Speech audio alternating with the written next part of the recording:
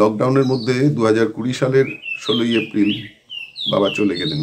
তার আগের বছর মা।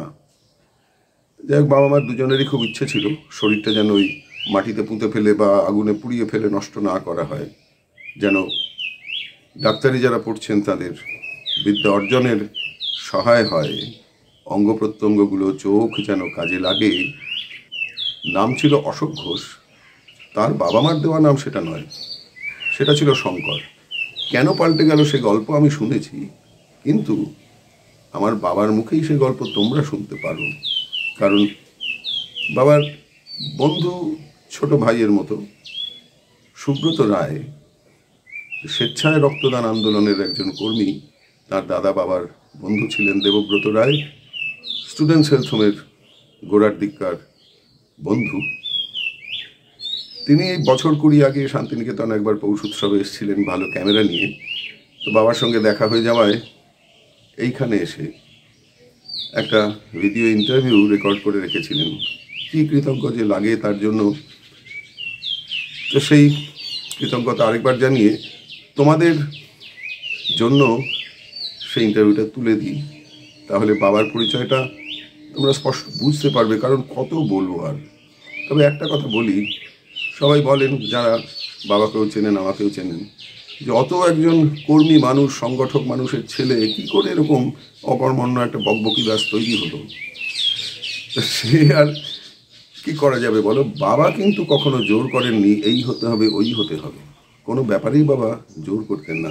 ব্যক্তি স্বাধীনতায় খুব বিশ্বাসী ছিলেন। বাবার কাছে ধমক খেয়েছি এমন স্মৃতি এতই কম, সেইগুলো বলে দিতে পারি। অনেক ছোটবেলায় বাবা পায়ের নখ কেটে দিচ্ছেন, খুব ছোট তখন, আর ওই পায়ের আঙুলের নখ কাটছেন, আর কোড়ে আঙুলের নখটা কাটতে গিয়ে আমার মনে হচ্ছে আঙুলটাই বোধহয় বাদ দিয়ে দেবে বাবা। খুব তাই জন্য ভয় পাচ্ছিল। একবার ধমক খেয়েছিলাম। আর গঙ্গায় সাঁতার শেখাতে নিয়ে যেত, আর ওই আমাদের হাফ প্যান্টের তখন ওই বেল্ট বাঁধার জন্য হুক থাকতো, কড় বলতাম। ওই পেছনের দিকে হুকটা ধরে সেই দাঁড়িপাল্লা ঝোলানোর মতো আমাকে জলের ওপর বলতেন এবার হাত পা ছোঁড়। আর আমার খালি মনে হতো কি জানি যদি ছেড়ে দেয় আর আমি জলে ভেসে যাই, ভয় লাগতো খুব। আরেকবার ধমক খেয়েছিলাম। আর কোনো স্মৃতি আমার নেই।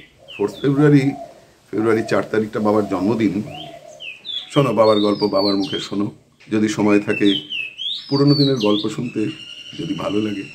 আপনাকে আমি বহুদিন ধরে দেখছি, 40 বছরের বোধহয় বেশি হবে, কিন্তু ঠিক আপনার সঙ্গে হাতে হাতে কাজ করার আমার তেমন অভিজ্ঞতা নেই। কিন্তু আপনাকে জানি, আপনার কাজের পরিধি জানি, কোন দিকে কি কাজ করেছেন সেই সম্পর্কে সামান্য কিছু ধারণাও আছে। তো সাধারণভাবে বলা হয় যে মানুষের জীবনে তার পরিবারের একটা বিরাট ভূমিকা থাকে। তাই প্রথমে যদি আপনি আমাদের একটু বলেন যে আপনার বাবা মা ভাই বোনদের কথা, এবং আপনি কি পরিবেশে কীরমভাবে বড় হয়েছেন, যেটা আপনাকে আপনার ভবিষ্যৎ জীবনের পাথেও দিয়েছে। ঠিকই, তোমার সঙ্গে আমার একই সংগঠনে খুব ঘনিষ্ঠভাবে কাজ করার অভিজ্ঞতা নেই, কিন্তু পুরোটা সত্য নয়। দুটো মঞ্চে আমরা পরস্পরকে জেনেছি। স্টুডেন্টস হেলথ হোম, তখনও বোধহয় তুমি ছাত্র, তোমার শ্রদ্ধেয় ভাই দেবু এসেছিল, তখনও দেবুও ছাত্র, যাদবপুর বিশ্ববিদ্যালয়। স্টুডেন্টস হেলথ হোমে আমাদের খুব দীর্ঘ কাজ করার অভিজ্ঞতা আছে দেবুর সঙ্গে।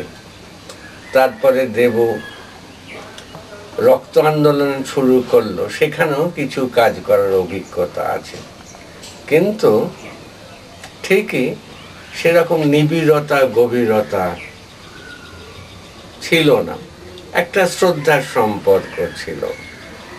এটা ভাল লাগছে যে তুমি কিছু অতীতকে ইতিহাস বন্দী করে রাখতে চাও। কেননা আমি তো দেখলাম চোখের সামনে খুব বড় বড় মানুষগুলো কিরকম হারিয়ে গেলেন। পান্নালাল দাশগুপ্ত 97, রাখাল দা 102, এইসব টাইটানদের আর পাওয়া যাবে না। আমি টাইটানও নয়, ছোট ডিঙি, কিন্তু কিছু তো অভিজ্ঞতা আছে। তুমি ঠিকই প্রশ্ন করেছ, পারিবারিক। 30-এর পরে জন্ম একটা বর্ধিষ্ণু পরিবারে, কিন্তু 1927 সালে সারা বিশ্বে একটা আর্থিক মন্দা দেখা দেয়। বাবা সেই মন্দাতে প্রায় নিঃস্ব হয়ে যান। গল্প শুনেছি, আমরা 4 ভাই 3 বোন, আমি সবচেয়ে ছোট। প্রত্যেকের নামে আলাদা করে গরু ছিল। আমার সেই সুবর্ণ যুগ দেখার সৌভাগ্য হয়নি। কষ্টের মধ্যে, যন্ত্রণার মধ্যে বড় হয়েছি। বাড়িতে শুনেছি যে নেতাজি সুভাষচন্দ্র বসু এসেছিলেন, একটা অস্পষ্ট স্মৃতি আছে। কিন্তু বাড়িতে রাজনীতির ছায়া পড়েছিল। দাদি নেপালে বঙ্কিমের আমলের প্রথম যুগের গ্র্যাজুয়েট, নেপালে রাজ পরিবারের গৃহশিক্ষক ছিলেন। তাকে হেঁটেই কাঠমান্ডু যেতে হতো। বাবাও খানিকটা কংগ্রেসি রাজনীতির সঙ্গে ছিলেন। আর সেটা এমন যুগ, রাজনীতি, সমাজনীতি, অর্থনীতি সব জড়িয়ে গেছিল। তখন ঠিক রাজনীতি বলতো না, দেশের কাজ বলতো। মাকে ছোটবেলায় হারাই। বাবা একটু সন্ন্যাসী হয়ে গেছিলেন, বেনারস চলে গেছিলেন, কিন্তু ভাই বোনদের অকৃত্রিম স্নেহ পেয়েছে। ফলে কারো প্রতি কোনো বিদ্বেষের সুযোগ ঘটেনি। মনে আছে 42 সাল মনে আছে, স্কটিশের সামনে ইট ছোঁড়াছুঁড়ি, সবচেয়ে যে ঘটনা জীবনের দাগ কেটে গেছে। 43-এর দুর্ভিক্ষ, রাস্তার ধারে না খেতে পেয়ে মরে থাকা মানুষের ভিড়, এই যুগ কল্পনা করতে পারে না। তখন রেশন দিত, কিলোগ্রাম হয়নি, 5 সের হয়তো গম দিত। গমের চালু শুরু হলো, দীর্ঘ লাইন পড়ত। ঘন্টার লাইন নয়, দিনের লাইন, 3 দিনের লাইন, 7 দিনের লাইন, সপ্তাহের লাইন। পরিবারের সবাইকে সেই লাইনে দাঁড়াতে হতো। এর কিন্তু একটা অসাধারণ সুফল পেয়েছি। কখনো এক দানা ভাত নষ্ট হবে এটা সহ্য হয় না। যাদের সঙ্গে যখন পংক্তি ভোজনে খেয়েছি, পংক্তি ভোজনে আমরা বড্ড নষ্ট করি। যারা নষ্ট করেন কিরম যেন একটু রাগ হতো, ক্ষোভ হতো। 43টা খুব ভালো করে মনে আছে। আর 43-এ একটা ভালো গঠনমূলক কাজের সৃষ্টি হয়। মনে আছে Bengal medical relief coordination committee, BMRCC, বউবাজারের একটা বহু পুরনো বাড়ি, 3 তলায় অফিস হলো। বিধান রায় তার চেয়ারম্যান, অধ্যাপক রাজকুমার চক্রবর্তী তার সেক্রেটারি, আর আমার ছোড়দা স্বর্গগত গোলকেন্দ্র ঘোষ সেইখানে যোগ দিলেন। আমার মেজদি, তিনিও ভলেন্টার হিসেবে যোগ দিলেন। তখনও হাফ প্যান্টের বয়স। নিজে কর্মী ছিলাম না, কর্মীদের সহকারী হিসেবে যোগ দিলাম। তখন শ্যামবাজার থেকে একটা ছোট্ট রেল চলত, বারাসাত বসিরহাট লাইট রেলওয়ে।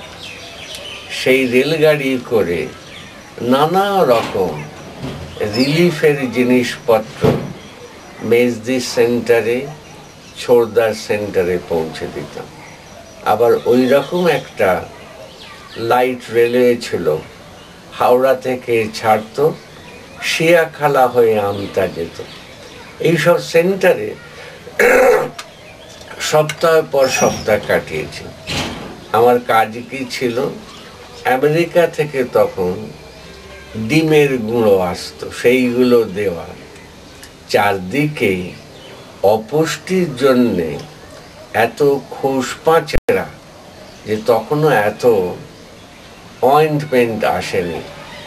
গন্ধ আর নারকোল তেল মিশিয়ে খোসপাঁচড়ার জন্য লড়াই করা হতো। দুধ দেওয়া হতো, টিনে করে বাদাম আসতো, এইসবগুলো দিতাম। আর মনের মধ্যে বোধহয় একটা ইচ্ছে থাকতো, আরো কিছু করি, আরো কিছু করি। 43-এ তো সক্রিয়ই ছিলাম, লেখাপড়াটা মোটামুটি হয়ে গেছিল। আপনি একটু স্কুল কলেজের কথা বলুন, আপনি কোন স্কুলে পড়েছেন? ঠিক কথা, স্কুল কলেজে পড়ি। আরেকটা কথা হঠাৎ তুমি বললে বলে, যে বাড়িটায় থাকতাম পুরোটা মুসলমান পরিবেশ ঘেরা। পাশের বাড়িটা বড় বাড়ি, আমাদের বাড়ির মতো, তারপরেই মসজিদ, আশেপাশে বস্তি।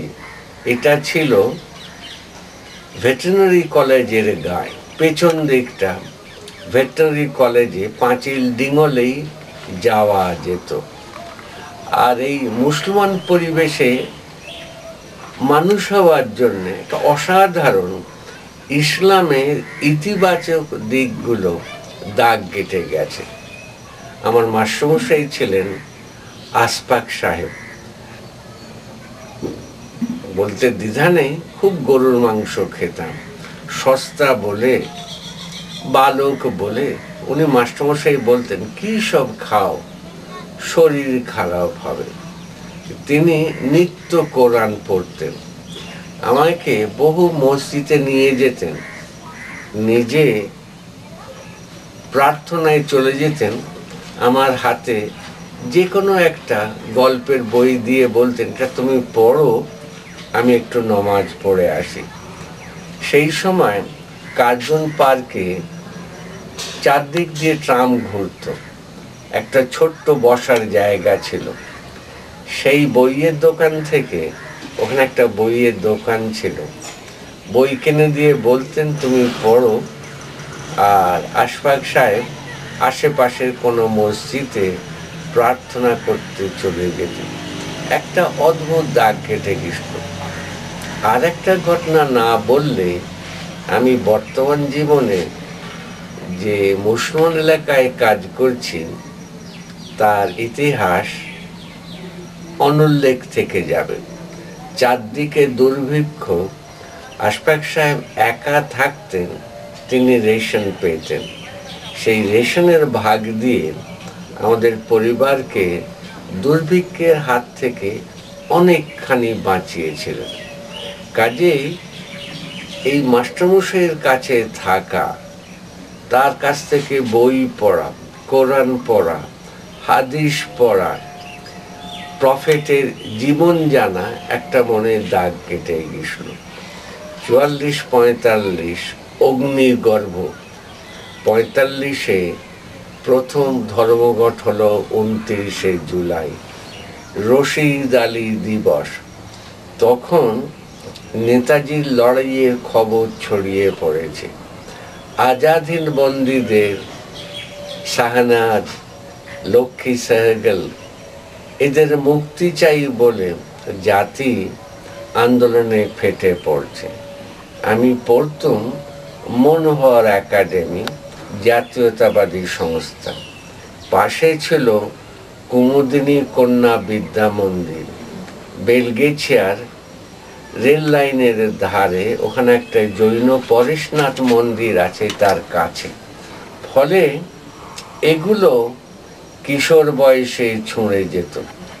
মিছিলে যেন কি করেই পায়ে পায়ে চলে যেতাম। তখন পড়ার থেকে বাইরের কাজের একটা অদ্ভুত হাতছানি ছিল। আমাদের স্কুলে ছিল বই বাঁধানো শেখানো হতো, তাঁত শেখানো হতো, অর্থাৎ হাতের কাজের মধ্যে দিয়ে শিক্ষার আরেকটা ধারা খুলে দেওয়া। মনোহর একাডেমি, কুমুদিনী কন্যা বিদ্যা মন্দির, এর মধ্যে দিয়ে বোধহয় রক্তে এসে গেছিল। 46-এর দাঙ্গা একটা ভয়াবহ অভিজ্ঞতা, কিন্তু অসাধারণ সুমধুর অভিজ্ঞতা। আশেপাশে আমাদের ছিলেন ঘড়ি দাদু, তিনি হজ করেছিলেন, ঘড়ির দোকান ছিল বলে আমরা ঘড়ি দাদু বলতেন। তার সঙ্গে আমার দাদুর খুব ভালো সম্পর্ক ছিল। ঘড়ি দাদু বলেছিলেন, আপনারা কোথাও যাবেন না, কার হিম্মত আছে আমার এলাকায় দাঙ্গা বাঁধায়। একদিন কিন্তু বললেন, আমি আর পাচ্ছি না, আমি আপনাদের বাঁচাতে পারবো, কিন্তু বাইরে থেকে আক্রমণ হলে ঠেকাতে পারবো কিনা সন্দেহ। বলে হঠাৎ একদিন সেই অসাধারণ খবর নিয়ে এলেন, আপনারা পালান, মিনিট 15 পর্যন্ত আমি ঠেকাতে পারবো। আমরা আমাদের নিজেদের বাড়ি ছেড়ে পিছন দিয়ে চলে গেলাম। আমার মাস্তুতো ভাই বিমলদা পিঠে একটা বিশাল ছুরি নিয়ে রক্তাক্ত অবস্থায় বাড়ি ফিরলেন। আমার বন্ধু মুসা, যাদের সঙ্গে আমি একসঙ্গে অনেক সিনেমা দেখেছি, অবশ্যই পালিয়ে গিয়ে একসঙ্গে খেয়েছি, তারা কেউ বাঁচাতে পারল না। তারা আপ্রাণ চেষ্টা করেছিল।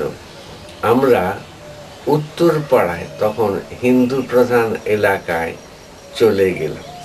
কাজেই শৈশবটা বোধহয় পরবর্তীকালে যে কিছু রাজনীতি করব, সরকারি চাকরি করব, আবার সমাজসেবা করব, এই বীজটা বোধহয় সুপুষ্টি পেয়েছিল। বাড়িতে কেউ কখনো আপত্তি করেনি। আপনি কত সালে স্কুলের পরীক্ষায় পাশ করে কলেজে ঢুকলেন? এই যে দত্তবাগান বেলিয়েছিয়া ছেড়ে উত্তরপাড়ায় চলে গেলাম, লেখাপড়ায় ছেদ ঘটে গেল। উত্তরপাড়ায় যখন ঘটলাম, যখন এলাম, তখন দেশ ভাগ হয়ে গেছে। 46-এর রক্তাক্ত দাঙ্গা সব কিছু উল্টে পাল্টে দিয়েছে। লক্ষ লক্ষ লোক ওপার থেকে চলে আসছে আর এপার থেকে চলে যাচ্ছে। শিক্ষা, সংস্কৃতি সব ছেঁড়া কাঁটা হয়ে গেছে। উত্তরপাড়ায় নিজের চোখে দেখা খালপাড়ে মুসলমানদের গরিব বাড়ি থেকে সেলাইয়ের কল, একটু দামি জিনিস, সব তথাকথিত শিক্ষিত হিন্দুরা খালপাড় পার হয়ে বালি থেকে উত্তরপাড়ায় নিয়ে আসছে। কাজেই আমার দুটো অভিজ্ঞতাই আছে, একদিকে অত্যাচারিত হওয়া, আর একদিকে যারা অত্যাচারিত হলেন তারা যে কি নৃশংস পরিমাণে অত্যাচারী হতে পারেন, এগুলো একদম জীবনের সঙ্গে মিশে গেছে। উত্তরপাড়ার লেখাপড়া ঠিক শুরু হলো না। 48 সাল, তখনও কমিউনিস্ট পার্টি অফ ইন্ডিয়া ভাগ হয়নি। সিপিআই রণদ্বীপে এলেন 48 সালে। কলকাতায় কমিউনিস্ট পার্টির দ্বিতীয় কংগ্রেস হলো। তারা সিদ্ধান্ত নিলেন ইয়ে আজাদি ঝুটা হ্যায় বলে সশস্ত্র সংগ্রামে নেমে পড়লেন। হুগলি জেলার বড়া কমলাপুরে অজিত বোসের নেতৃত্বে ছোট্ট পকেট হলো। সুন্দরবনে লালগঞ্জ বলে একটা জায়গা ছিল, সেটা রাতারাতি লালগঞ্জে রূপান্তরিত হলো। 1948 সালের খুব সম্ভবত 6, 7, 8 জানুয়ারি কলকাতায় পুলিশ গুলি চালায়, একাধিক ছাত্র মারা যান। আর স্কুলেতে আমি স্ট্রাইক অর্গানাইজ করিয়ে দিই। কি সেই অবিমৃষ্যকারিতা, উত্তেজনামূলক বক্তৃতা! হেডমাস্টারকে বললাম, তিনি হচ্ছেন এই শিক্ষা জগতের, এই স্কুলের ফ্যাক্টরির ম্যানেজার, মালিক। তিনি আমাদের শোষণ করছেন। সেইখানে স্ট্রাইকের ডাক দিলাম। অসাধারণ ভালো মানুষ ছিলেন অলোক চ্যাটার্জি, অঙ্ক পড়াতেন। তিনি বাজারে ঢুকলে আমরা বাজারে ঢুকতে সাহস পেতাম না। ছেলেদের মধ্যে রটে যেত, হেডমাস্টার বাজারে আছেন, আমরা বাজারে ঢুকতে ভয় পেতাম। সেদিন যেন কিরকম হয়ে গেল। 3 দিন স্কুলে স্ট্রাইক অর্গানাইজ করে দিলাম। আর সরকার তখন রুদ্র হাসতে তাকে দমানোর চেষ্টা করছে। অলোকবাবু বললেন, ডেকে বললেন, তোমাদের জন্য আমাকে জীবনের প্রথম মিথ্যে কথা বলতে হলো। তার বেদনাটা এখনো বোধহয় মনে পড়ে। আমায় বলতে হলো স্কুলে স্ট্রাইক হয়নি, তোমাদের আমরা স্কুলে রাখতে পারবো না বলে আমাকে আমার আরেক বন্ধু শচী ব্যানার্জিকে স্কুল থেকে তাড়িয়ে দিলেন। আমার তো পুরো স্বাধীনতা। রাজনীতিতে সক্রিয়ভাবে, প্রত্যক্ষভাবে নেমে পড়লাম। মেজদা তখন যুদ্ধ থেকে ফিরেছেন। ফ্যাসিবাদ, তিনি ইটালিতে গেছিলেন মিত্রবাহিনীর অগ্রিম দলে। সেখানে তিনি যেসব ছবি এনেছিলেন, যে মুসলিনি এবং তার সঙ্গীদের ফাঁসিতে ঝুলিয়ে দেওয়া হয়েছে। ছবিটা সিধাভাবে দেখলে মনে হয় যে ভুল করে দাঁড়িয়ে আছে, গলায় দড়ি, পাটা মাটিতে থেকে নেই। মেজদাও আমাদের সমর্থন করলেন। পুরো লড়াইটা খানিকটা ফ্যাসিবাদ, খানিকটা সাম্রাজ্যবাদ লড়াইয়ে পরিণত হলো এবং পার্টি বেআইনি হয়ে গেল। পার্টির যে সমস্ত সঙ্গী সংগঠন, মহিলা আত্মরক্ষা সমিতি, IPTA, ছাত্র ফেডারেশন, কিশোর বাহিনী, পিপলস রিলিফ কমিটি সব বেআইনি হয়ে গেল। তখন আমরা স্বাধীনতা পেয়েছি 47 সাল, কিন্তু কনস্টিটিউশন তখন তৈরি হচ্ছে, চালু হয়নি, প্রমালগেমেটেড হয়নি।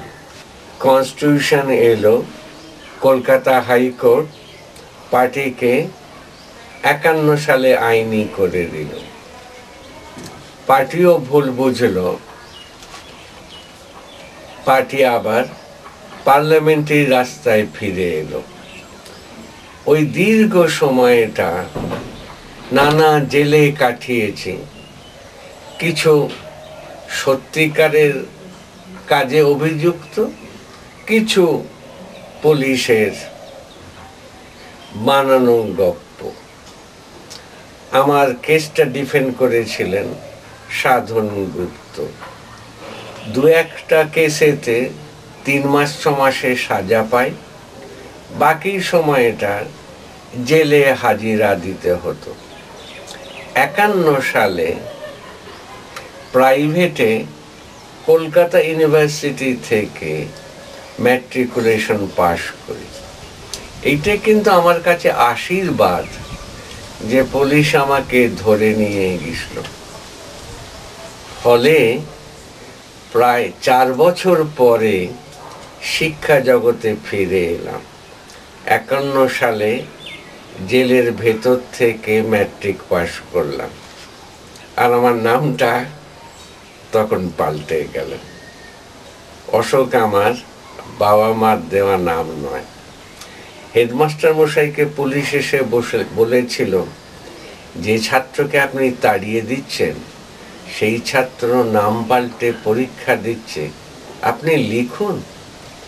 মাস্টারমশাই অসাধারণ বলেছিলেন, ছাত্রের পরীক্ষা দেবে আমি বাধা দেব, সেটা আমার মাস্টারই নয়। ও তো পরীক্ষা দিচ্ছে, ভালো কথা, নাম পাল্টেছে তো কি হয়েছে, একই ছেলে আছে তো। ফলে সেই 1951 সাল কলকাতা ইউনিভার্সিটির ম্যাট্রিকুলেশন পরীক্ষা শেষ। তারপরে শিক্ষা বিভাগটা কলকাতা বিশ্ববিদ্যালয় থেকে বাইরে নিয়ে যাওয়া হলো। সেই যে 51 সালে ম্যাট্রিক পাস করলাম, তারপরে মোটামুটি ধারাবাহিকভাবে লেখাপড়াটা করতে পেরেছি। আমার কাছে জেলটা অভিশাপ হয়নি, আশীর্বাদ ছিল। এত কিছু শিখেছি বন্দি জীবনে, মানুষের সহমর্মিতা, মানুষের সংকীর্ণতা, স্বার্থপরতা। বোধহয় তখনই আমি জীবন থেকে স্নাতক হয়ে গেছিলাম। I am graduate from the school of life.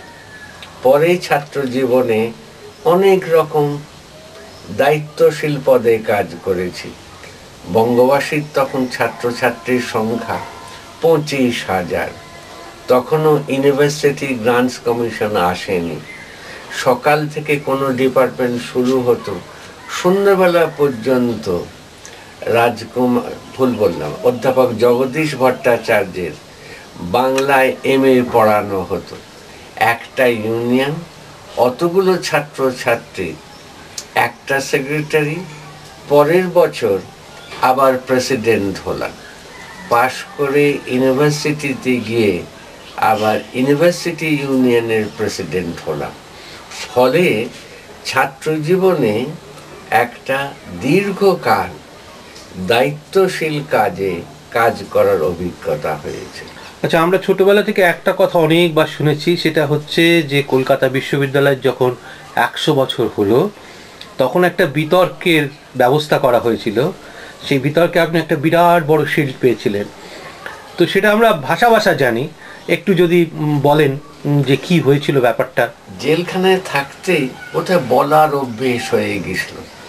জেলখানায় তো কোনো কাজ নেই, বন্ধ করে রাখতো। নিজেদের বাঁচানোর জন্য আমরা একটা ছোট লাইব্রেরি করেছিলাম, আর নিজেরা বিতর্ক করতাম। বোধহয় জেলখানার একটা আশীর্বাদ হচ্ছে যে বলার অভ্যেস। তো আমি যখন প্রেসিডেন্ট, সেই বছর কলকাতা ইউনিভার্সিটির 100 হলো। সেই 100 বিতর্কেতে আমি প্রথম হয়েছিলাম। 150 মতো প্রতিযোগী ছিল। আমার বোধহয় নম্বর ছিল 76। বলার সময় মাত্র 5 মিনিট। তার মধ্যে শুধু পুরো বক্তব্য গুছিয়ে বলতে হবে এমন নয়, প্রতিবাদীরা যে কথা বলে গেছে তাকে খণ্ডন করতে হবে। এই খণ্ডন করা, বাদক যুক্তি হচ্ছে বিতর্কের প্রাণ। হ্যাঁ, কথাটা ঠিক।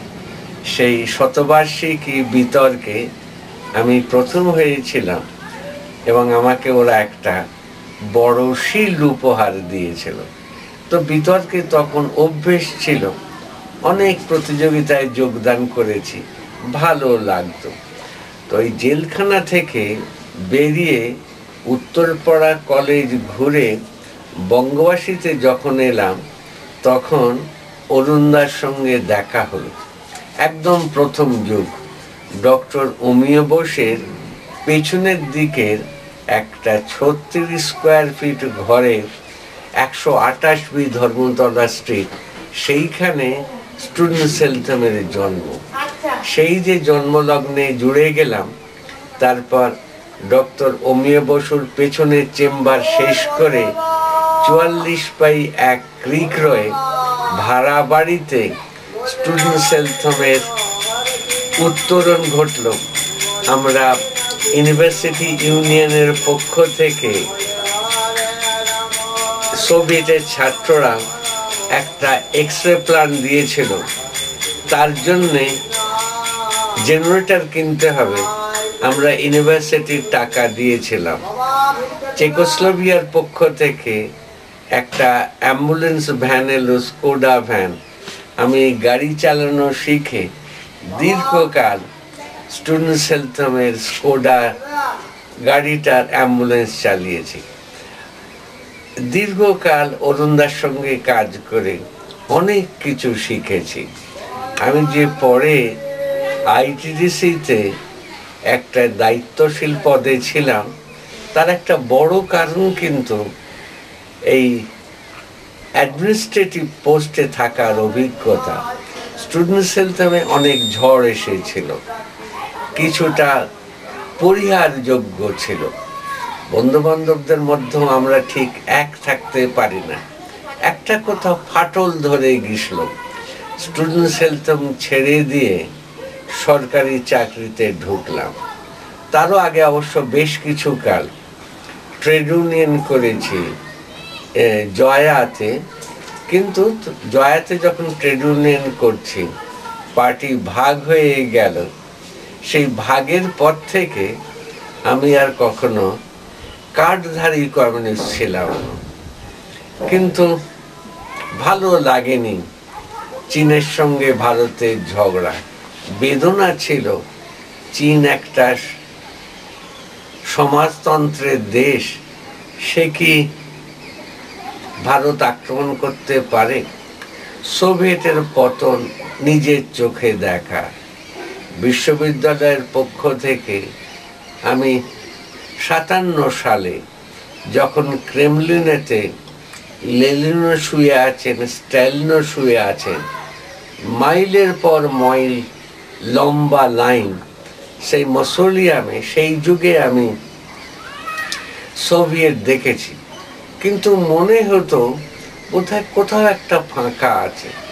পেছন দিকে তাকিয়ে মনে হয় ইউক্রেনে ঘুরে বেড়াচ্ছি। একটি ছাত্র একটু সন্দিগ্ধভাবে আমার কাছে এলো, তুমি ভারতীয়? আমি বললাম হ্যাঁ। তুমি কমিউনিস্ট? আমি বললাম ইয়েস, আই এম প্রাউড, আমি গর্বিত। পাশ থেকে শুধু এইটুকু বলে নিঃশব্দে সরে গেল, ইউ আর এ ফুল। এটা 57 সালের কথা। এত বড় তাৎপর্য কথা যে ইউ আর এ ফুল বুঝতে পারেনি। আজকে বলি সে ঠিক কথাই বলেছিল। অন্ধভাবে সোভিয়েত ব্যবস্থাকে সমর্থন করেছিল। তার পেছনে যে অনেক গুলাগ আছে, অনেক চোখের জল আছে। ইউক্রেনের সেই ছাত্রটির কথা এখনো মনে পড়ে, তুমি একটি মূর্খ। তো জয়া ছেড়ে সরকারি চাকরিতে গেলাম। আচ্ছা, তার আগে একটা কথা জিজ্ঞেস করি। স্টুডেন্ট সেলথমে আপনি যখন কাজ করতে এসেছিলেন তখন নিশ্চয়ই আপনার একটা আদর্শ ছিল যে ছাত্রদের জন্য কিছু করা হোক, এবং তার জন্য হয়তো অরুণদা খানিকটা প্রেরণা জুগিয়েছিলেন, এবং আপনার এই জেলে থাকা এবং মানুষের সঙ্গে এই যে যোগাযোগ, মানুষের জন্য কিছু করা হয়তো কাজ করেছিল। তো স্টুডেন্ট সেলথম যখন আপনারা এসেছিলেন তখন স্টুডেন্ট সেলথমের প্রায় কিছুই ছিল না, মানে বলা যেতে পারে একটা ফাঁকা মাঠ থেকে একটা ইমারত তৈরি করার কাজ আপনারা নিয়েছিলেন। তো তখন আপনার কোনটা বেশি, কোন জিনিসটা আপনাকে বেশি আকৃষ্ট করেছিল? এই ছাত্রদের জন্য কিছু করা, না অরুণদার আদর্শ, না সব কিছু মিলিয়ে একটা কিছু ভাবা? সেইটা যদি একটু বলেন। ঠিকই যে স্রোত শুরু হয়েছিল পরাধীন যুগে, সেই স্রোতটা বহমান ছিল। কিন্তু স্রোতের তো কখনো বাঁধ পড়ে, স্রোতের জল কখনো খালে যায়, পুকুরে যায়। কাজেই একটা কিছু হোক, ভালোবাসার এই স্রোতটা ছিল, নানা খাতে বয়েছে। স্টুডেন্ট সেলথমের গোড়া থেকে শেষ পর্যন্ত একটা বড় লক্ষণ ছিল সহমর্মিতা। স্টুডেন্ট সেলথমে ডাক্তার ছাড়া আগে কেউ সেক্রেটারি হতে পারতেন না। সংকট এসেছিল, ডাক্তার পাওয়া যায়নি। দুটো টার্মে আমি ওখানে সেক্রেটারি হিসেবে কাজ করেছি, অ্যাক্টিং সেক্রেটারি। এই যুগটা আমার কাছে খুব শিক্ষণীয় যুগ। ঠিকই সেক্রেটারি হিসেবে আমি সই করতাম, কিন্তু অসাধারণ সহমর্মিতা ছিল। কে সেক্রেটারি বোঝা যেত না। স্টুডেন্ট সেলথমের কর্মীরা গিয়ে বলে এসেছে, সেইটাই সেক্রেটারির কথা। এই যে গ্রুপ ফিলিং, কমরেডিয়ারি, এইটা একটা হেলথ হোমের বড় সম্পদ ছিল। হেলথ হোমে আমরা কেউ খুব বেশি বেতনভোগ কর্মচারী ছিলেন না। আমার একটা পোস্ট ছিল, কিসের পোস্ট না, আমি অ্যাম্বুলেন্স ডিভিশনের ইনচার্জ ছিলাম, অ্যাম্বুলেন্স চালাতাম। তখন আপনাকে জিজ্ঞেস করলে আপনি বলতেন সবাইকে যে আমি গাড়িটা চালাই। কত পেতাম আমার যদ্দূর মনে পড়ে, 150 টাকা বোধহয়। না, প্রথমে অরুণদা পেতেন 80 টাকা। তা সেই টাকাতে আমাদের ভাগ করে নিতাম। মণিদা, সেই বিখ্যাত শিশু বিশেষজ্ঞ ML বিশ্বাস, তার বাড়ি থেকে খাবার আসতো টিফিন ক্যারিয়ারে, আমরা সেই খাবার ভাগ করে খেতাম। 80 টাকার বেশিটাই চায়েতে চলে যেত। 80 টাকা বেড়ে অরুণদার 120 হলো। আমি 80 পেতে শুরু করলাম। দীর্ঘকাল 120 টাকা পেয়েছি, বেড়ে হয়েছিল 150 টাকা। অভাব বোধ হয়নি। কিন্তু স্টুডেন্ট হেলথ হোমে প্রত্যেককে নিজের পয়সায় চা খেতে হতো, কমন ফান্ড থেকে আসতো না। একটা অসাধারণ পরিবেশ ছিল, যে পরিবেশ বোধহয় আজকেও অনেকখানি আমাকে ভিজিয়ে রেখেছে। স্টুডেন্ট হেলথ হোম না থাকলে বোধহয় সরকারি চাকরি হতো না, আর সরকারি চাকরি না করলে এখন যে কাজটা করছি গ্রামের উন্নয়ন, সেটা হতো না। আচ্ছা, এই গ্রামের উন্নয়নের যাওয়ার আগে আমি আরেকটা কথা আপনাকে জিজ্ঞেস করব। সেটা হচ্ছে স্টুডেন্ট হেলথ হোমের একটা আদর্শ ছিল সেলফ হেল্প, অর্থাৎ যে ছাত্ররা সুস্থ আছে তারা 1 টাকা করে দেবে, বা সবাই 1 টাকা করে দেবে, তার বিনিময়ে যে অসুস্থ আছে সেই ছাত্রের চিকিৎসা হবে। এবং সম্ভবত ভারতবর্ষে এই ধরনের পরীক্ষা নিরীক্ষা আর কোথাও হয়নি। পৃথিবীতে অন্য কোথাও আছে কিনা আমি জানি না। এবং আপনার তো ভালো করেই জানা আছে, তখন সরকারি আনুকূল্য প্রায় কিছুই ছিল না। বিদেশ থেকে কিছু টাকা পয়সা, ওষুধ, এইসব এটা ওটা সেটা এসেছে। তো আজকে তো স্টুডেন্ট হেলথ হোমের 8 তলা বাড়ির প্রায় 6 তলা 7 তলা হয়ে গেছে। আজকে সরকারি আনুকূল্য একেবারে তার উপর বৃষ্টির মতো ঝরে পড়েছে। তা আপনার কি মনে হয় যে এই ছাত্রদের চিকিৎসা ছাড়া যে একটা আদর্শ ছিল, সেই আদর্শ থেকে স্টুডেন্ট হেলথ হোম খানিকটা বিচ্যুত হয়েছে? এক অর্থে হয়তো ইতিহাসের রায় দেবার সময় আসেনি। কি অসাধারণ কাজ করে আনন্দ হতো। স্নেহাংশু আচার্যের গাড়ি আর যাদবপুরের সেরা ছাত্ররা রাত্রির বেলায় পোস্টার মারছে। কিসের পোস্টার? ফুটবল খেলা হবে। কত করে টিকিট? 19 পয়সা। 19 পয়সা কেন না, 4 আনা হলে ট্যাক্সেবল, 3 আনা হলে ট্যাক্স নেওয়া হবে না। আর 19 পয়সাতে তখন ওই পুরনো পয়সা থেকে আমরা দশমিক পদ্ধতিতে আসছি। 19 পয়সার টিকিট কত টাকা উঠবে? 6,000 7,000 টাকা। কারা খেলবে? কলকাতা বিশ্ববিদ্যালয়, যাদবপুর বিশ্ববিদ্যালয়, স্কুলে স্কুলে এই টিকিট বিক্রি করে। এই যে ছাত্রদের প্রাণের গভীরে প্রবেশ করা, খেলা মুখ্য, কিন্তু তার মধ্যে যে সহমর্মিতা, সংগঠনের প্রতি ভাব, আমার সমস্যার আমি সমাধান করছি, এই ডাকটা অসাধারণ। সেলফ হেল্প, সবাই মিলে ছাত্ররা স্টুডেন্ট সেলথামের সভ্য হবে। অসুস্থ হয়ে পড়লে সেই কমন ভান্ডার থেকে সেই সাহায্য নেবে। হেলথামের এই বাণীটা বোধহয় এখন আর ঠিক নেই। একটা বেদনাদায়ক পরিস্থিতি। যেহেতু একটুখানি সরে এসেছি, ভালো মন্দ খবর রাখি, সক্রিয় অংশগ্রহণ করি নাই, কিন্তু বিদ্বেষও নেই, ভালোবাসাটাও বোধহয় খানিকটা কমে গেছে। একটা ছোট কথা বলি, অরুণদা মানুষ ছিলেন, দোষে গুণে মানুষ। অরুণদা কিন্তু অসাধারণ আত্মত্যাগের মধ্যে দিয়ে হেলথম গড়ে উঠেছেন। ডাক্তার জীবনে প্র্যাকটিস করেননি, ডাক্তারি করে আয় করেননি। সেই মানুষটা মরে গিয়েও দিয়ে গেলেন, মরার আগে চোখ দিলেন, দেহ দিলেন। তার মৃত্যুর পরেও কিন্তু স্টুডেন্টস হেলথম তাকে মর্যাদা দিতে পারেনি। কাজেই হেলথম হয়তো স্বধর্মচ্যুত হয়েছে, ইতিহাসে রায় দেবার সময় হয়নি। কিন্তু স্টুডেন্টস হেলথম 1951 সালে একটা ধারা, একটা দিক নির্ণয় করে দিল, গঠনমূলক কাজে ছাত্রদের যুবশক্তিকে ডাকলে আসে। এবং স্টুডেন্টস হেলথম তো অনেকগুলো ধারার জন্ম দিল। আজকে স্টুডেন্টস হেলথমের প্রাক্তন কর্মী হিসেবে আমার গর্ববোধ আছে।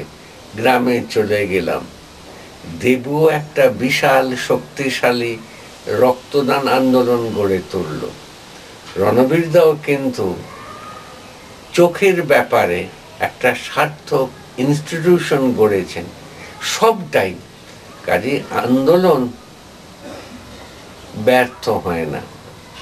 নদী শুকোয়, ধারাটা থাকে, হয়তো কোনোদিন আবার ইতিহাসের ইঙ্গিতে আবার বেগবতী হবে। কাজে একটা কথা ঠিক, বোধ হয় স্বধর্মচ্যুত, কিন্তু আশা বজায় রেখেছি কোনোদিন হয়তো আবার শুভবুদ্ধির জয় হবে। তো সরকারি চাকরিতে ভালো পজিশনে ছিলাম, রিজিওনাল ম্যানেজার ছিলাম। ছেলে মেয়ে বড় হয়ে গেল, স্ত্রী দীর্ঘকাল প্রায় 40 বছর হেডমিস্ট্রেস। কাজে সরকারি চাকরি ছাড়তে খুব একটা কষ্ট হয়নি। 85 সালের আগেই কিছু একটা করব একটা সুর বাজছিল। অরুণদাকে মনে পড়তো, জেলখানা মনে পড়তো, স্বাধীনতা আগে যেসব দুর্দশার দিনগুলো পার হয়ে এসেছি মনে পড়তো। কাজে একদিন একটা দরখাস্ত দিয়ে ছেড়ে দিলাম চাকরি। চাঞ্চল্য, আমি কি বড় চাকরিতে যাচ্ছি, আমি কি ক্ষুব্ধ, কাউকে আমি বোঝাতে পারিনি। একটা সুর আসে, মনের দাগ কেটে যায়। কাজেই সেই শীতাতপ নিয়ন্ত্রিত অফিস, গাড়ি ছেড়ে আটঘরার একটা 100 বছরের পুরনো মাটির বাড়ি, ইঁদুরও আছে, সাপও আছে। একজন অসাধারণ সহকর্মী পেয়েছি, শ্রীকান্ত, চাচির ঘরের ছেলে, চাষটা জানে। প্রথম দিন থেকে সে আমার মাটির ঘরের সঙ্গী। 1985 সাল 1 এপ্রিল গ্রামে চলে গেলাম। না, স্ত্রী বাধা শুধু দেয়নি, সস্নেহে সশ্রদ্ধায় সমর্থন করেছে। এবং ছেলে মেয়েও আমাকে খুবই সমর্থন করে, এটা আমার সৌভাগ্য। তো 85 সাল থেকে যে যাত্রা শুরু হলো, স্টুলসেলথমে যে শিক্ষা হয়েছিল, একটা বাণী বোধহয় মূর্ত হলো। ঠিক করলাম যে আমাদের শত্রু হচ্ছে পভার্টি, ইগনোরেন্স, অ্যাপাথি, দারিদ্র, অজ্ঞতা এবং বিতৃষ্ণা, তিনটে আমাদের শত্রু। সবাই, হিন্দু, মুসলমান, রাজনীতির কংগ্রেস, র্যাডিক্যাল, সবাই মিলে আমরা দারিদ্র দূর করব, অজ্ঞতা দূর করব। কিছু ঘটে না, এই যে একটা বিতৃষ্ণা, এই মনোভাবের বিরুদ্ধে লড়াই করব।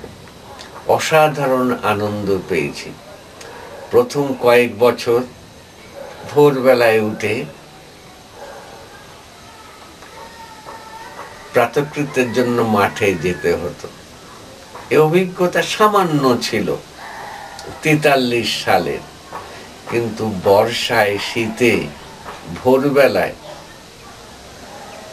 প্রথম নমাজের আওয়াজ যদি না শুনি, ঘুমিয়ে পড়ি, সারাদিন নিজেকে হালকা করার আর কোনো রাস্তা নেই। এই অভিজ্ঞতাটা খুব কাজে দিয়েছে। ধীরে ধীরে ধীরে আমি প্রথমে যখন গ্রামে যাই, কোনো সংগঠনের পক্ষ থেকে যাই, একটা আইডিয়ার পক্ষ থেকে গেছিলাম। 1 বছর পরে যে সংগঠনকে আমরা সবাই মিলে জন্ম দিলাম, ভালোবেসে যার নাম দিলাম সেবা, society for equitable voluntary actions, 1 বছর পরে রেজিস্ট্রি করেছি, কাজটা শুরু করেছি। আর যেহেতু আশফাক ভাইয়ের মুখটা মনে পড়ে, মুসা আমার বন্ধু ছিল, তার মুখটা মনে পড়ে। আটঘরা বেছে নেওয়ার একটা বড় কারণ হলো যে জাতীয় সংগতির জন্য কাজ করব, হিন্দু মুসলমানকে কাছে আনার জন্য কাজ করব। একটা কথা না বললে বোধহয় পুরোটা বলা হয় না, যে আমার একজন প্রতিবেশী মুসলমান, তাকে একজন কোয়াক ডাক্তার, হাতুড়ে ডাক্তার, তার অর্শ বা পাইলস অপারেশন করে দেয়, রক্ত বন্ধ হচ্ছিল না।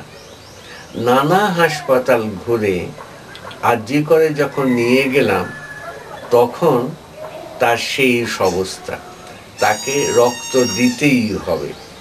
আমার সঙ্গে যারা ছিলেন তাদের গ্রুপ আর আমার এই মুসলমান বন্ধু গ্রুপ মিলল না। আমারও ও গ্রুপ, মুসলমান বন্ধুটিরও ও গ্রুপ। আর ঠিক সেই সময় আমার একটা রেল অ্যাক্সিডেন্ট হয়েছিল। মুখেতে তখনও সেলাইয়ের অনেকগুলো দাগ। আমি ডাক্তারকে বললাম আমি রক্ত দেব, তিনি নিতে রাজি হননি। তাকে যখন আমি বললাম যে রক্তটা আমি জানি, আমি ISBTI এর লাইফ মেম্বার, তিনি আমার রক্ত নিতে রাজি হলেন। একদম নাটকের মতো আমি রক্ত দিলাম, রক্তটা প্রসেসড হলো। সেই বোতলটা নিয়ে আমি ওটিতে চলে গেলাম, আমার চোখের সামনে তাকে ট্রান্সফিউজ করা হলো এবং সে বেঁচে ফিরে এলো। গ্রামের লোক জানলো যে একজন মানুষ ঘটনাচক্রে হিন্দু, আরেকটা মানুষ ঘটনাচক্রে মুসলমান বেঁচে গেল। এই যে গ্রামের সঙ্গে এক হয়ে যাওয়া, এই রকম অনেক ঘটনা আছে। গ্রামে আমরা নিরামিষ খাই, ধর্মের কারণে নয়। মুসলমানরা শুয়োর খাবে না, হিন্দুরা গরু খাবে না, দরকার কি? আমরা নিরামিষ খাই, সস্তায় মানুষের অনেক কাছাকাছি থাকা যায়। কাজে পুরো জিনিসটা আমি দেখি একটা প্রবাহ, একটা উত্তরণ। যদি বর্ধিষ্ণু পরিবার থেকে কঠিন অবস্থায় না আসতাম, হয়তো বড়লোকের ছেলে হিসেবে বয়ে যেতাম। যদি দুর্ভিক্ষ না দেখতাম, যুদ্ধ না দেখতাম, আজাদ হিন্দ ফৌজের সেই বিশাল বিশাল উত্তেজনাপূর্ণ মিছিল না দেখতাম, দেশভাগ না দেখতাম, বামপন্থী রাজনীতি যদি না থাকতাম, আজকে হয়তো আমি এক অর্থে অসম্পূর্ণ থাকতাম। একটা প্রবাহে যেমন শিক্ষা আছে, ভালোবাসা আছে, আবার কিছু তিক্ত অভিজ্ঞতাও আছে। স্টুডেন্ট সেলথমের অভিজ্ঞতাটা খানিকটা তো তিক্ত, বেদনা, কিন্তু শত্রুতা নেই, বিদ্বেষ নেই। গ্রামের দিনগুলো আজকে আমরা আরেকটা মানব জমিন বলে বোলপুরের কাছে সংগঠনের কাজ বাড়িয়েছি। আমাদের কর্মীর সংখ্যা 100-র মতো। কিছু তো দ্বন্দ্ব আছে, মানুষ তার মেশিন থেকে কপি হিসেবে বেরিয়ে আসছে না, প্রত্যেকেরই একটা অ্যাঙ্গুলারিটিস আছে। কিন্তু এতগুলো অভিজ্ঞতার মধ্য দিয়ে আসার ফলে সামনে নিতে পারি, ভালোবাসা শুকিয়ে যায়নি, হয়তো সমৃদ্ধ হয়েছে। গতকালই তো আমরা বড়দিন পালন করেছি, অদ্ভুত ভালো লাগে। যীশু খ্রিস্টের কথা, রবীন্দ্রনাথের কথা, গান্ধীকে আমি অনেকবার দেখেছি। কাজেই এই সব কিছুই তো একটা আন্দোলনকে, একটা মানুষকে সমৃদ্ধ করে। কিছু বড় বড় মানুষকে দেখেছি, তাদের প্রতি শ্রদ্ধা না জানালে বোধহয় নিজেকে খুলে ধরা হলো না। একজন হচ্ছেন ফাদার বেকার্স, দেবতুল্য মানুষ, তার আশীর্বাদ পেয়েছি। আর একজন পান্নালাল দাশগুপ্ত, 97 বছরের 20 বছর জেলের অন্ধকার, 10 বছর পালিয়ে বেরিয়েছেন, 10 বছর একটা গ্রামে অন্তরীণ ছিলেন, বিয়ে করেননি, ব্যাংক অ্যাকাউন্ট করেননি, কোনো ফ্ল্যাট কেনেননি। এই মানুষটিকে খুব কাছে থেকে দেখার অভিজ্ঞতা হয়েছে। বহু রাত তার সঙ্গে কাটিয়েছি। এই সমস্ত বড় মানুষদের যদি না জানতাম, হয়তো নিজেকে মেলে ধরতে অসুবিধা হতো। লুকিং ব্যাক, পেছন দিকে তাকিয়ে মোটামুটি বলতে পারি আমার জীবনে বোধহয় 4টে বড় ধারা এসেছে। একটা হচ্ছে শৈশব, প্রভাব পড়ছে, বাড়িতে বড় বড় মানুষরা আসছেন, বাবা, মেজদা, দাদা। আমার দাদা তো 1928 সালের কংগ্রেসের স্বেচ্ছাসেবক ছিলেন। মেজদা একটুখানি গোপন সন্ত্রাসবাদী আন্দোলনে ছিলেন।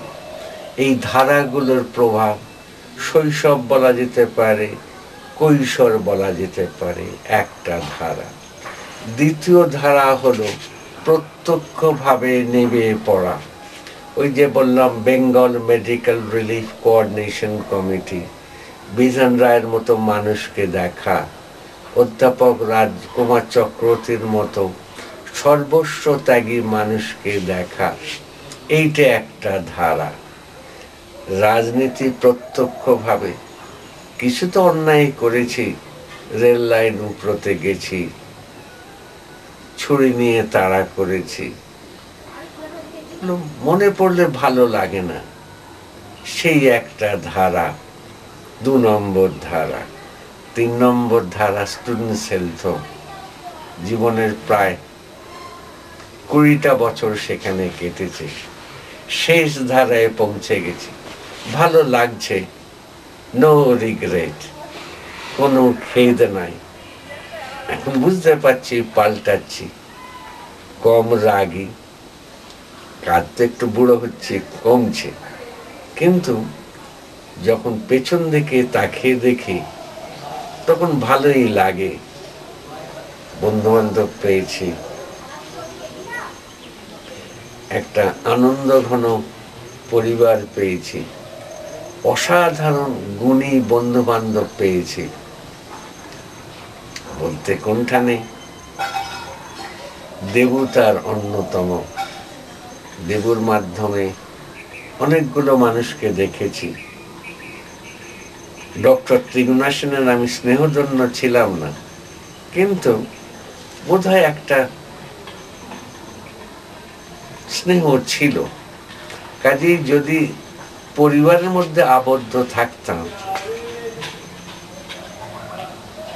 এত ধারার পরিচয় হতো না। একটা ছোট্ট গল্প বলি। এত আমি মেলা দেখেছি, সেখানে বোধহয় ভারতবর্ষকে খুঁজে পাই। 4টে পূর্ণ কুম্ভ দেখেছি, লক্ষ লক্ষ মানুষ, অনেক জায়গায় বেরিয়েছি বলে, বেড়াতে ভালো লাগে বলে। কাজেই শুধু যে সমাজ সেবা করেছি বলে নিজেকে সুখী মনে হয় তা নয়। ভারতবর্ষকে খোঁজার চেষ্টা করেছি, দেখার চেষ্টা করেছি।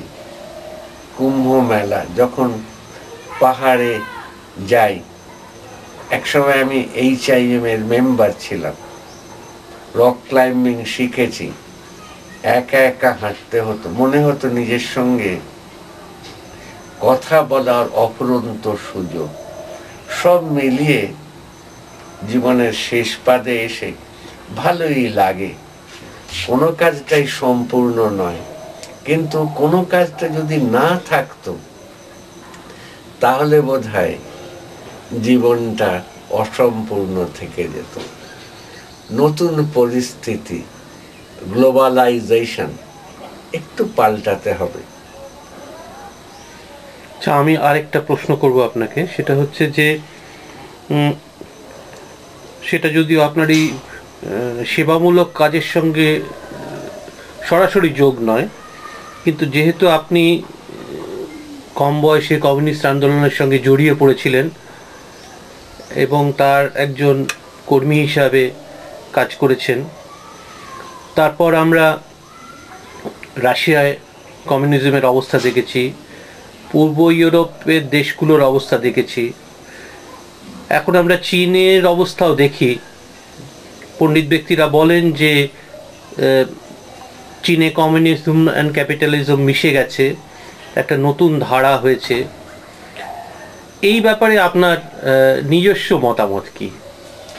এটাকে ঠেকানো যাবে না। এ বোধহয় খানিকটা আমরা নিজেরা ডেকে নিয়েছি। কাজ করব না, সরকারি দাক্ষিণ্যের প্রতি নির্ভর করব, এটা একটা ভ্রান্তি। এই কথাটা আমার নিজের অনুভব, যে জাতীয় আন্দোলনে আমরা শিখিয়েছি যে চোখের জল ফেলতে হবে, কপালের ঘাম দিতে হবে, বুকের রক্ত দিতে হবে, কিন্তু এইটা আমরা শেখাতে পারিনি স্বাধীনতা আসলে তাকে অর্থপূর্ণ করতে অনেক বেশি আত্মত্যাগ দরকার। এই ধারাটা, এই বাণীটা আমরা কোটি কোটি মানুষের কাছে পৌঁছতে পারিনি। ফলে স্বাধীনতার পরে সরকার সব কিছু করে দেবে, অদ্ভুত পরনির্ভরতা। তুমি যে স্টুডেন্ট সেলতমের কথা বললে, স্টুডেন্ট সেলতম কিন্তু এই পরনির্ভরতার বিরুদ্ধে একটা প্রবল প্রতিবাদ, হিমালয় সম প্রতিবাদ, স্বনির্ভরতার কথা বলল। কাজেই যে ফাঁকিটা আমরা মেরেছি স্বাধীনতার পর থেকে, তার দাম দিতে হচ্ছে। আজকের যুগটা হচ্ছে কাজের যুগ। আমরা ভুল করেছি, কম্পিউটারের বিরোধিতা করেছি, আটকানো যাবে না। কতখানি একে সহনশীল করে নেওয়া যায়, এর মধ্যে যে মানবিকতার সুর, তাকে বাঁচিয়ে রাখা যায়। চীন পাল্টাচ্ছে, কিন্তু কন্ট্রোল, নিয়ন্ত্রণ করছে। আমাদেরও পাল্টাতে হবে, নিয়ন্ত্রণ করতে হবে। অতীতের যা কিছু ভালো তাকে গ্রহণ করতে হবে, কিন্তু উপমণ্ডকতা চলবে না। নতুন যা কিছু সব ভালো নয়, বেছে নিতে হবে, বুঝে নিতে হবে। কালকেই এই কথাটা শিখেছি, মনে দাগ কেটে গেছে। যে নত সে উন্নত। কাজেই যে দশক পার হয়ে এলাম, ওই নত হওয়ার অভিজ্ঞতাটা শেখাচ্ছে। হয়তো আমাদের মা আমাকে উন্নত হওয়ার রাস্তা দেখাচ্ছে।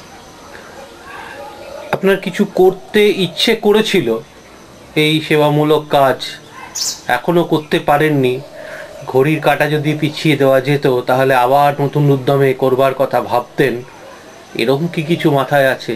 তাহলে ভবিষ্যতে যারা এই ধরনের কাজ করতে চাইবেন তাদের একটা তাদের কাছে একটা বলতে পারেন যে সামনে একটা কিছু থাকবে যার ভিত্তিতে তারা এগোতে পারবে। দুটো কথা, স্টুডেন্ট সেন্টারটা অসাধারণ সম্ভাবনাপূর্ণ সংগঠন ছিল। পুরো যাদবপুর ইউনিভার্সিটির সেরা ছাত্ররা, সেরা ছাত্র মানে আমি লেখাপড়ার ছাত্ররা বলছিলাম, একটা দল এসেছিল। এই সম্ভাবনাপূর্ণ পরিস্থিতিকে যদি আমরা বাঁচিয়ে রাখতে পারতাম, আজকে যে ধারায় আমি আছি সেই ধারা পুষ্ট হতো। একটা ছোট ইচ্ছে আছে, রক্তদান, মৃত্যুর পরে চোখ দান, দেহ দান, এই ধারা যদি একটা মঞ্চে দাঁড়ায় অত্যন্ত শক্তিশালী হবে, বেগবতী হবে। যে সমস্ত সংগঠন আজকালকে বলা হয় এনজিও, সবাই মিলে যদি আমরা একটা বড় প্রোগ্রাম করি তাহলে স্বার্থপরতার বিরুদ্ধে একটা নিঃস্বার্থপরতার বড় লড়াই হতে পারে। জিততেও পারি, বলা যায় না। অশোকদা, অনেক ধন্যবাদ।